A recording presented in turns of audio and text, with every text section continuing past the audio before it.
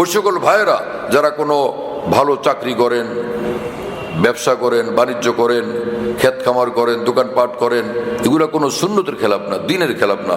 অনেকে মনে করে আমি শয়তান রে, দুনিয়া নিয়ে মরি। এটা কিসের শয়তান? কারণ যেখানে রাসূলুল্লাহ সাল্লাল্লাহু আলাইহি ওয়াসাল্লাম বলছেন কাসবুল হালাল ফারিজা বাদাল ফারিজা, আল্লাহর ফরজ আদায়ের পর হালাল উপার্জনও তোমার উপর ফরজ।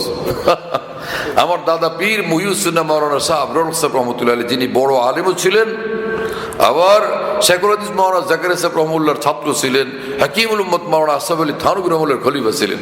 তিনি বলছেন, আর সেই বয়ানের উর্দু বয়ানের আমি অনুবাদ করছি, আমি তার ইন্টারপ্রেটার ছিলাম বাংলাদেশে, ঢাকাতে যেখানেই বয়ান হতো আলহামদুলিল্লাহ আমি সেটার অনুবাদ করতাম অধিকাংশ সময়।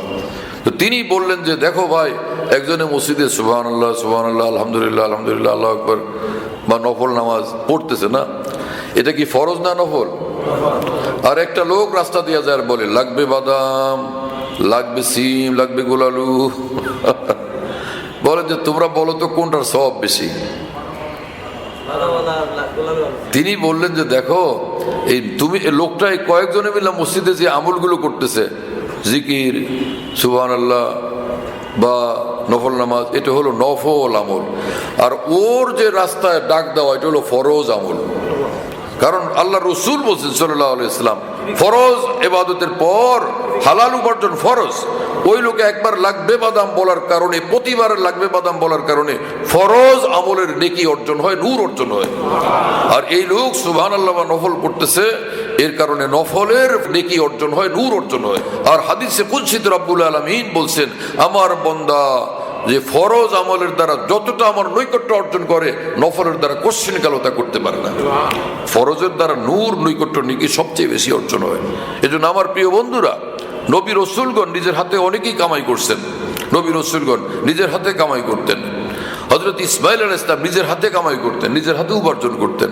সাহাবায়ে কেরাম নিজের হাতে উপার্জন করতেন।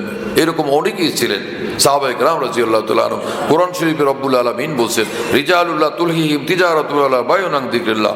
আমার যারা বিশিষ্ট খাস বান্দা, আমার যারা হয়ে যায়, কোনো ব্যবসা, কোনো বাণিজ্য, কোনো বেচা কিনা, কোনো লেনদেন, তাদেরকে আমি আল্লাহ থেকে সরাইতে পারি, দূরে সরাইতে পারে না।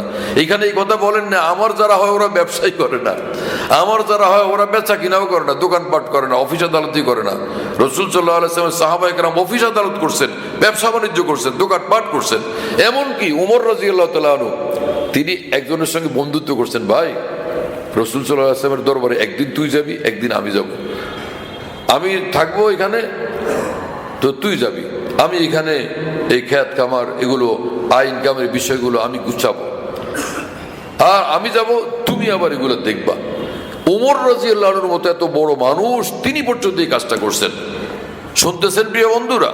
তাতে ইসলামে এটা প্রমাণিত হলো, ইসলামে দুনিয়ার লাইনের কাজকর্ম করা, যেটা জাগতিক প্রয়োজন মিটানোর জন্য করা হয়, এটা আদৌ নিষেধ না, এটা দুনিয়াদারি না, বরং এটার পরকালকে হেফাজত করার জন্য এটা দরকার, এটা জরুরি বিষয়।